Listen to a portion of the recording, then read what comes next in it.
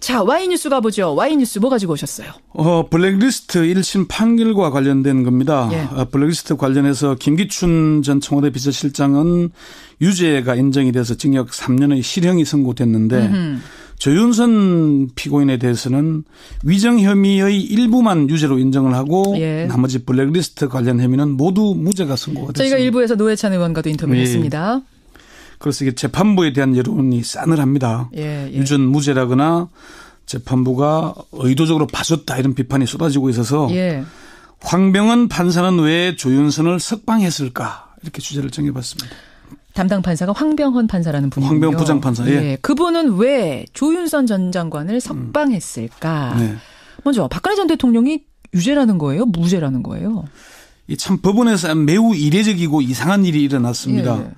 이 지금 서울중앙지법 형사 30부는 김기춘, 조윤선 등 블랙리스트 관련이 주 재판이거든요. 그런데 이 재판부에서 형사 22부에서 진행하고 있는 박근혜 피고인에 대해 블랙리스트 관련은 무죄. 예. 노태강 전 국장 강제 사직 지시는 유죄라고 판단을 한 것입니다. 예. 사실 그 옆에 재판부의 일에 대해서 감나라 배나라 하는 건 옳지가 않거든요. 아주 이례적인 일인 겁니다. 그러네요. 아직 판결문이 공개되지 않아서 이 내용이 판결문에 포함됐는지는 모르겠지만 예. 재판부가 판결 직후에 배포한 재판부 설명 자료에 별도의 표시로 이런 설명이 들어 있습니다. 이게 이제 논란이 되니까 예. 서울중앙지법이 뒤늦게 기자들에게 해명을 하고 나섰어요. 어떻게요? 법원은 블랙리스트 사건 관련 재판부 설명 자료에서 김기춘 등 피고인 사건을 기준으로 박근혜 전 대통령의 공모 부분이 인정되지 않았다는 취지일 뿐 박근혜 피고인이 블랙리스트 관련 혐의로 무죄가 선고되었다거나 선고될 것이 확실시 된다는 의미는 아니다. 무죄라는 뜻은 이게 무슨 차이입니까? 법적으로 정확히 모르는 사람들은 이건 당연히 무죄라고 의의할 수밖에 없는데. 그러니까 법원은 검찰 측 추가 증거 제출 가능성이 있고 재판부가 서로 달라서 판단이 다르게 날 가능성이 충분히 있다. 혹시 오해나 오보가 없었으면 좋겠다라고 밝혔는데 이거는 형사 30부가 형사 22부에서 박근혜 피고인에서 하고 있는데 이 감나라 배나라 하는 셈인 거거든요. 그러네요. 그러니까 법조계에서도 이게 이례적이라는 반응이 나오고 있습니까? 이게 매우 이례적이고 이상하죠. 매우. 한 중견 법조인은 정말 이상하다. 법원에서 추가로 해명 자료를 배포한 것은 법원 스스로 문제가 있다는 걸 인정하는 것이다. 예. 노영희 변호사도 1심 재판부의 설명 자료도 이상한데 예. 법원에서 추가로 해명 자료를 내서 그게 아니라고 해명하는 게 더 이상하다. 해명을 하는 것도 이상하다. 예. 이례적인 건 분명하군요. 그렇습니다. 이게 자관 박근혜 피고인이 블랙리스트 관련해서 유죄인지 무죄인지는 담당 재판부인 중앙지법 형사 22부에서 1심 판결을 한다는 겁니다. 그래요. 특검 관계자들도 아니 박근혜 피고인의 블랙리스트 관련은 심리도 안 했는데 형사 30부가 왜 그게 왜 그런 얘기를 하느냐, 왜 언급을 하느냐. 일단 네. 그게 하나가 논란이 됐었고. 예. 자, 오늘의 본 주제. 네. 김기춘 비서실장은 유죄, 네. 비서관도 유죄인데 조윤선 전 장관만 무죄가 났단 말입니다. 이게 뭐 일일이 다 나열하면 너무 길어질 텐데 어쨌건 김기춘 전 대통령 비서실장은 징역 7년이 구형됐지만은 직권 남용과 위정 등의 혐의가 인정이 돼서 실형 3년이 선고가 됐어요. 예. 그런데 조윤선 피고인이라고 합시다. 이 피고인은 예. 징역 6년이 구형됐는데 위정 혐의 일부 유죄만 인정이 돼서 징역 1년에 집행유예 2년이 선고가 됐습니다. 청문회에서 위증한 거 알았는데 모른 척했던 거 그거 하나 걸린 거잖아요. 그렇습니다. 예. 김종덕 전 문체부 장관은 징역 2년의 실형, 김상률 전 교육문화수석은 실형 1년 6월, 신동철 전 정무비서관, 정관조 전 문체부 차관은 각각 징역 1년 6월의 실형이 선고가 됐습니다. 담당 재판부가 조윤선 피고인만 핀셋으로 콕 집어서 석방을 한 겁니다. 예, 핀셋 석방이네요. 요즘 참 핀셋이라는 단어 많이 나오게 그러니까 됐네요. 조윤선 전 장관만 콕 집어서 석방하니까 핀셋 무죄가 아니냐. 핀셋 무죄. 예, 그러니까 요즘 초대기업 초고소득자에 대한 부자 정세를 하면서 핀셋 정세라는 말이 나왔는데 신조어가 나왔죠. 예, 이게 핀셋 무죄가 아니냐 이런 얘기가 나오는 겁니다. 그러네요. 박영수 특별검사를 비롯한 특검팀에서는 납득을 할 수가 없다. 상식적으로 도저히 이해가 안 된다는 반응을 보이고 있습니다. 상식적으로 내가 특검이어서가 아니라 예. 상식적으로 이건 말이 안 된다. 박영수 특별검사는 상식이 안 통하는 판결이다. 핵심인 조윤선은 빠지고 나머지는 모두 실형이냐. 예. 항소심에서 충분히 유죄를 입증할 수 있다 얘기를 했고요. 그래서 황병헌 부장판사에 대한 비판이 지금 나오는 거군요. 그렇습니다. 지금 아주 SNS에서 아마 그 검색어에 황병헌이 아마 1, 2위를 하고 있을 맞습니다. 겁니다. 어제부터 계속이요. 이게 지금 그 비난 내용이 두 가지인데 하나는 혹시 라면 도둑 기억이 나십니까?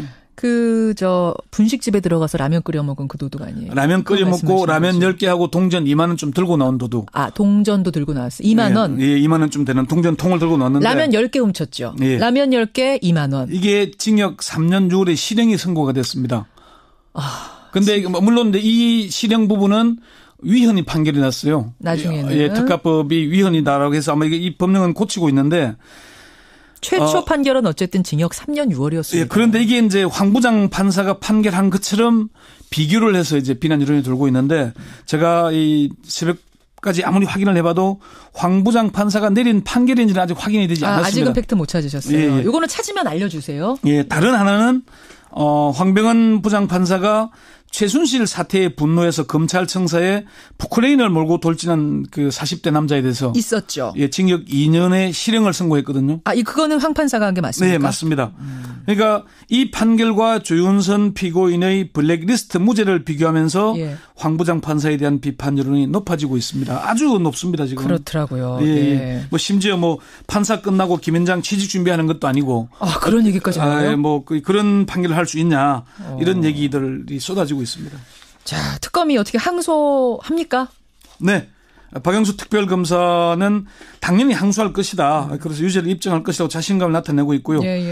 따라서 피고인들도 항소할 것이고 블랙리스트 재판은 2라운드에 접어들게 됐습니다. 특검의 한 관계자는 축구로 치자면은 이제 전반전이 끝났을 뿐이다. 전반전. 경기가 끝난 게 아니다. 후반전을 지켜봐 달라라고 얘기를 했습니다. 오늘의 Y. 자, 그렇다면 재판부는 왜 비서관이고 뭐고 다 실형인데 조윤선 피고인만 무죄를 내렸을까? 석방했을까? 왜입니까?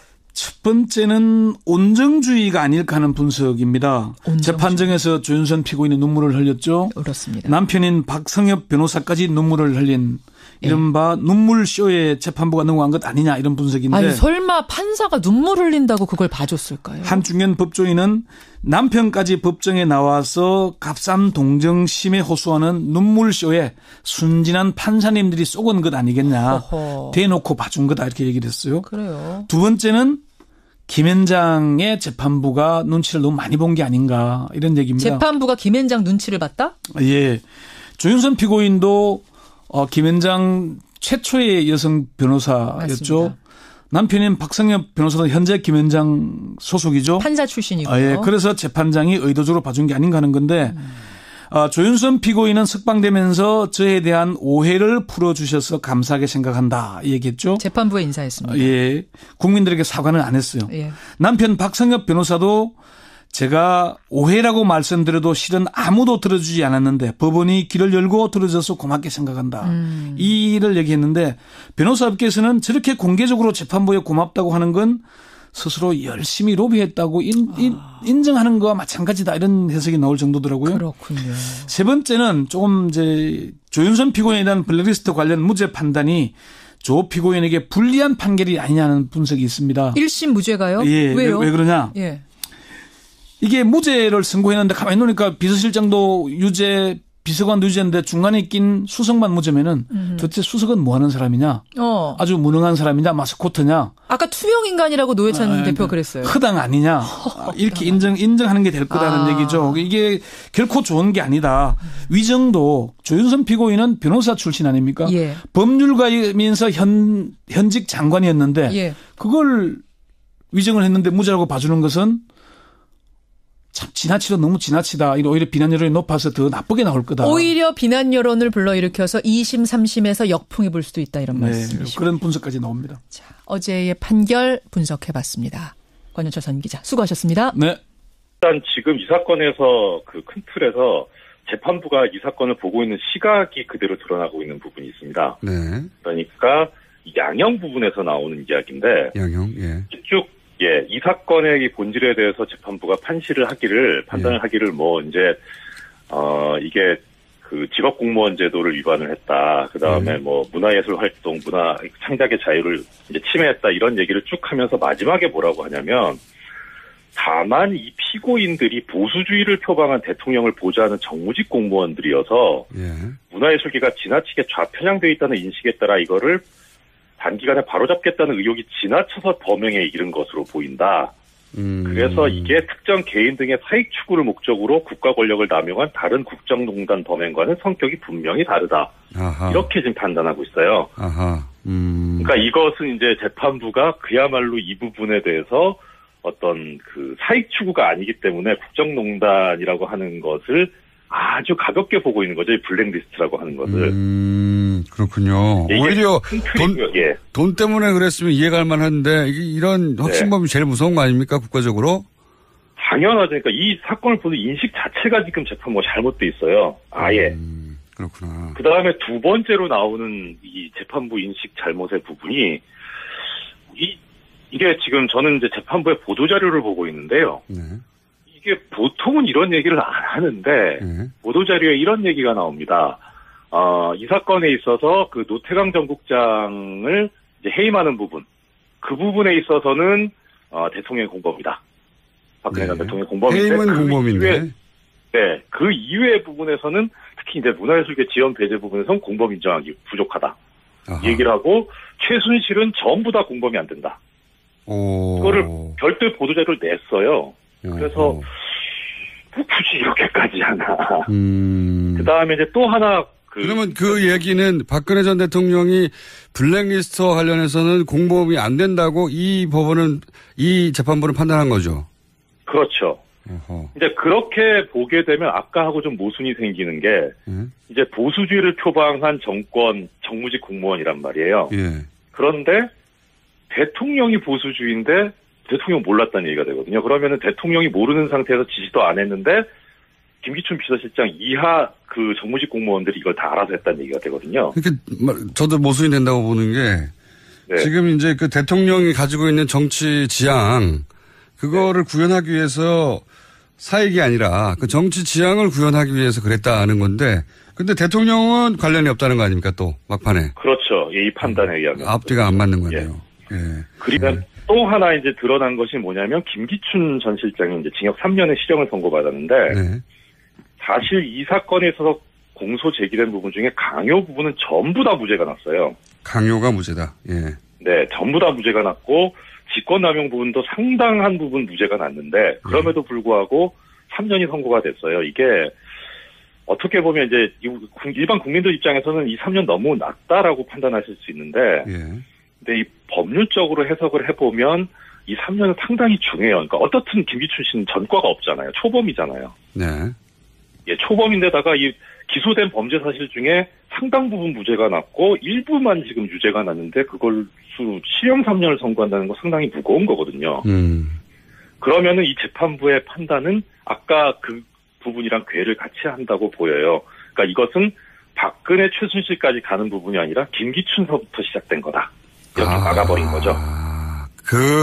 그러니까 김기춘 전 실장에 대한 형이 너무 높아요. 행간에 지금 그런 그 해석이 깔려 있는 거군요. 인식이.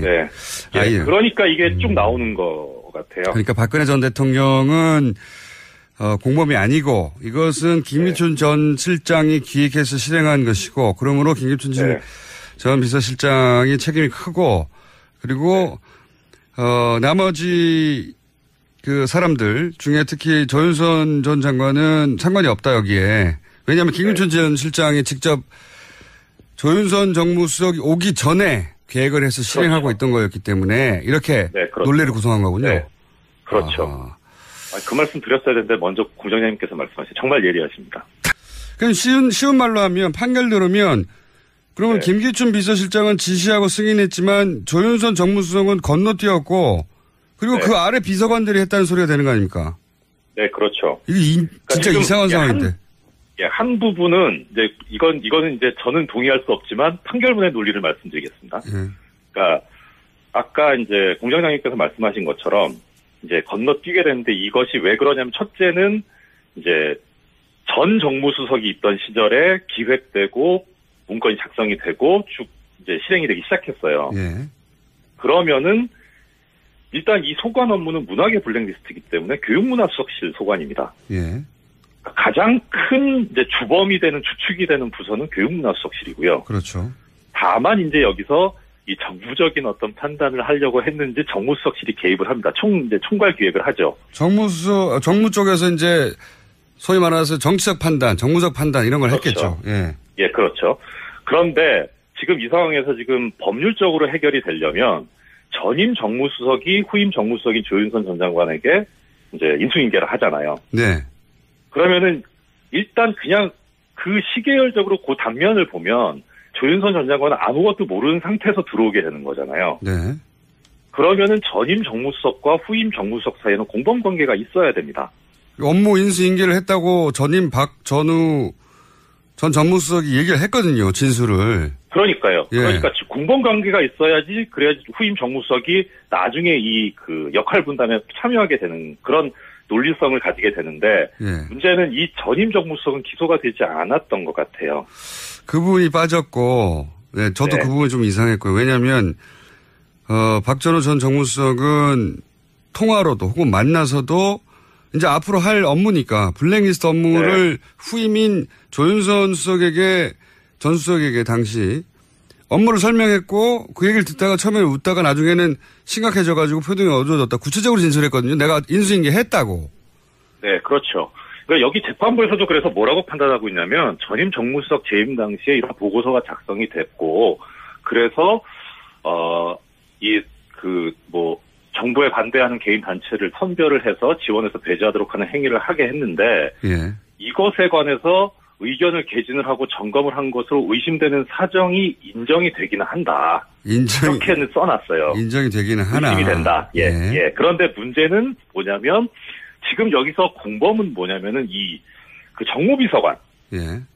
예, 이 정무비서관이 지금 공범으로 돼 있는데 정무비서관은 실제로는 전임 정무수석 하에서 이제 여러 가지 행동을 한 것으로 지금 기소가 돼 있고 그 범죄 사실에도 그렇게 돼 있고요. 그다음에 예. 이 사람하고 지금 후임 정무수석인 조윤선 장관 사이는 별다른 지금 연결고리가 안 보여요. 판결문상으로는.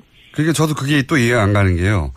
네. 전임 정무수석도 블랙리스트를 인수인계했다고 하고 그리고 네. 그 정무 비서관도 여기에 혐의가 있고 그리고 네. 특히나 전임 문체부 장관도 구속이 되고 그리고 문체부 차관도 구속이 됐는데 오로지 네. 조윤선 정무수석과 조윤선 문체부 장관만 건너뛰었다고 이게 이야기가 되는 거거든요. 쏙 빠져서. 그러니까 예, 법률적으로 보면 전임 정무수석이 이 지금 공범관계 고리에서 빠져 있는 것이 그러니까 기소 단계에서 그렇게 된 것 같긴 한데 예. 그것이 지금 법률적으로 보면 무죄가 나오게 되는 가장 큰 원인이었던 것 같고 고리가 빠졌다. 예, 더 큰 거는 지금 이것을 그러니까 어느 한 순간 시간마다 단편적으로 보게 되면 그런 판단이 가능할 수도 있어요. 있지만 그런데 예, 크게 보면 이 조윤선 전 장관이라는 사람은 박근혜 대통령 후보 시절부터 여기에 관여하고 있는 사람이잖아요. 그러니까 큰 그림을 그리는 사람이고, 네네. 예. 그리고 최종적으로 이 사람이 가는 곳이 문화체육부 장관이거든요. 여기는 완전히 이 블랙리스트를 실행하는 그 손발이 되는 자리에 가게 되잖아요. 그렇죠. 그러니까 기획부터 집행까지 풀코스를 다 담당했던 분인데 어느 한 단면만 보고 이것이 직권남용이 아니더라고 본 것은 너무 단편적으로 본 거다 재판부가. 그럼 이거 어떻습니까? 그러니까 네. 재판부의 판단을 10분 받아들여서 네. 이전 정무수석과 그 비서실장이 다 결정해 놓았고 그래서 그 네. 루틴이 이미 짜져 있어서 본인이 새로 승인하거나 지시할 내용이 없었다. 그래서 본인을 건너뛰었다라고 네. 인정한다고 하더라도 네. 본인이 그걸 막을 수 있는 위치에 있었잖아요. 문체부 차관으로. 그러니까 네. 알았다는 것까지는 재판부도 인정을 했으니까 적어도 범죄 행위가 자신의 주무부처에서 실행되고 있으면 적어도 그거를 방조한 죄는 물어야 되는 거 아닙니까? 그렇죠. 이게 그런데 기소 자체가 이제 공동정범으로 되어 있어요. 공동정범은 그러니까 정범이기 때문에 일종의 주범의 한 형태인 거죠. 아하, 그래서 주도하지는 않았다. 예, 역할 분담이 있어야 되는데 그야말로 이 사람이 빠지게 되면 아예 이 범죄 자체가 안 이루어지는 그런 정도의 역할 분담이 있어야 되는데 지금 공장장님 말씀하신 대로 충분히 방조는 되는 상황인데 공동정범으로 기소가 돼 있고 사실 그게 또 맞는 거죠. 오히려 그렇죠. 방조라기보다는. 네. 그래서 특검도 그쪽을 봤기 때문에 공동정범으로 기소를 한 것 같은데 사실 방조로 가기는 좀 실체적인 진실하고는 안 맞으니까 아마 그러지 않았나 싶은 생각이 듭니다. 알겠습니다. 예. 그런 허점들이 있고 기소 단계에서 약간 허점이 있었고 그리고 재판부가 이거 너무 협소하게 판단한 게 아니냐라고 이제 네, 그렇죠. 지적을 하신 거군요. 그리고 이 결과로 박근혜 전 대통령의 공범 혐의를 입증하는데도 어려움이 좀 생겼다. 그런 말씀이신 거죠? 일단 너무 이례적으로 재판부에서 박근혜 전 대통령이나 최순실 씨의 공범관계가 인정이 안 된다는 보도자료를 낸 게 이례적이긴 한데 일단은 이 사건은 블랙리스트 관련해서 김기춘 전 비서실장을 필두로 한 그 비서실과 문체부에 관련된 사람들에 대한 재판이었기 때문에 박근혜 전 대통령이나 내지는 최순실 씨가 이 블랙리스트 작성에 관여하게 되는 부분에 있어서 어떤 역할을 하는지에 관한 그런 심리는 사실 중요하게 이루어지지는 않거든요.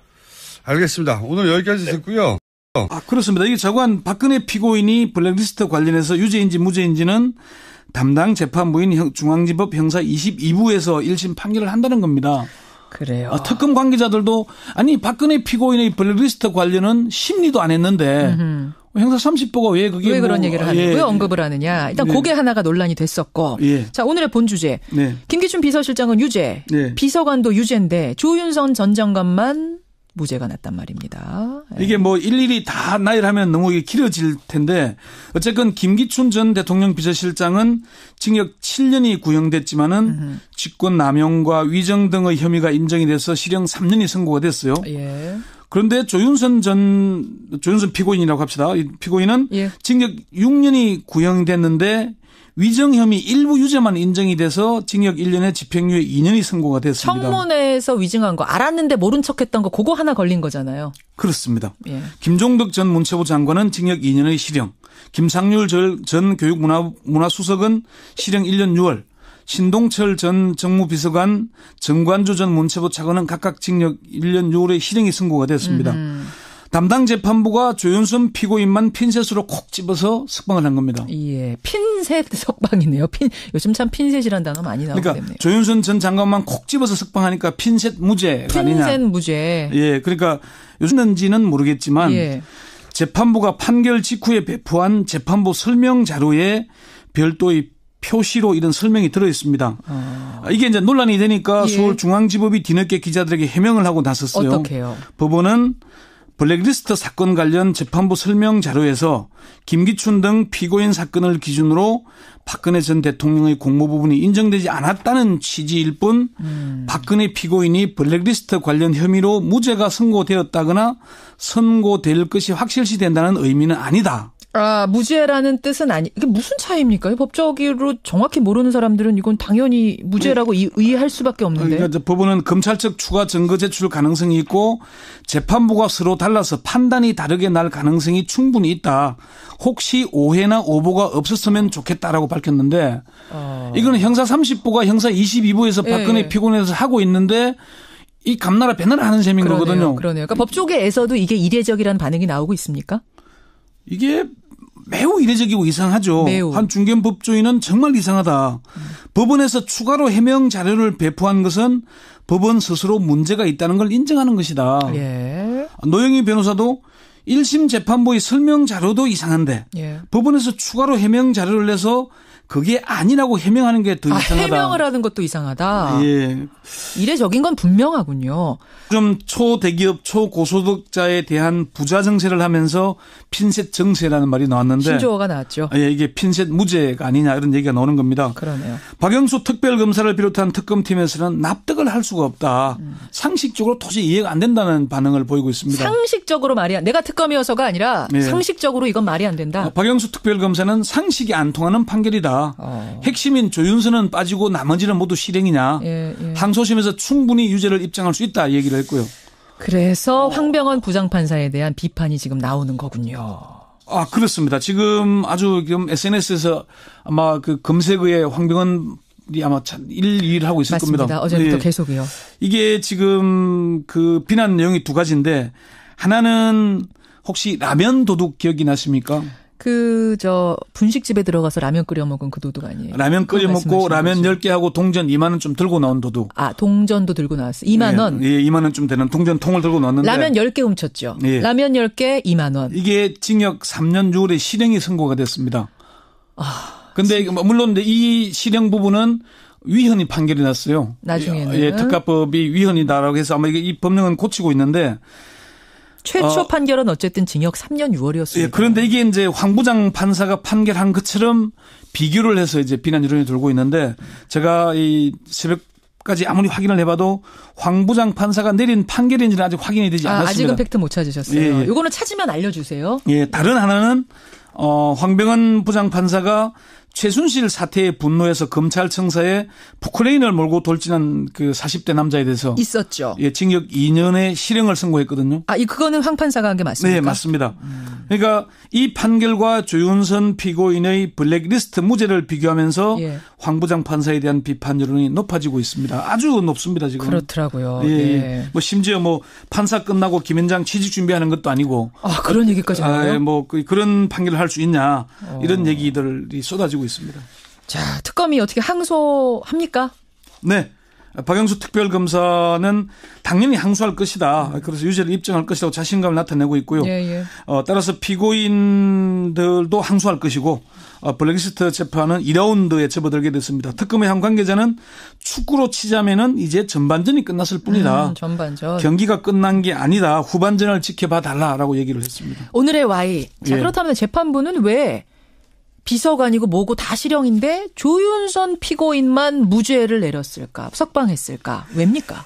첫 번째는 온정주의가 아닐까 하는 분석입니다. 재판정에서 조윤선 피고인이 눈물을 흘렸죠. 그렇습니다. 남편인 박성엽 변호사까지 눈물을 흘린 이른바 눈물쇼의 재판부가. 자, Y뉴스 가보죠. Y뉴스 뭐 가지고 오셨어요? 블랙리스트 1심 판결과 관련된 겁니다. 예. 블랙리스트 관련해서 김기춘 전 청와대 비서실장은 유죄가 인정이 돼서 징역 3년의 실형이 선고됐는데 조윤선 피고인에 대해서는 위정 혐의의 일부만 유죄로 인정을 하고 예. 나머지 블랙리스트 관련 혐의는 모두 무죄가 선고가 됐습니다. 저희가 일부에서 노회찬 의원과도 인터뷰를 했습니다. 그래서 이게 재판부에 대한 여론이 싸늘합니다. 예. 유전 무죄라거나 재판부가 의도적으로 봐줬다 이런 비판이 쏟아지고 있어서 예. 황병헌 판사는 왜 조윤선을 석방했을까 이렇게 주제를 정해봤습니다. 담당 판사가 황병헌 판사라는 분이군요. 황병헌 부장판사. 예. 예. 그분은 왜 조윤선 전 장관을 석방했을까? 네. 먼저 박근혜 전 대통령이 유죄라는 거예요? 무죄라는 거예요?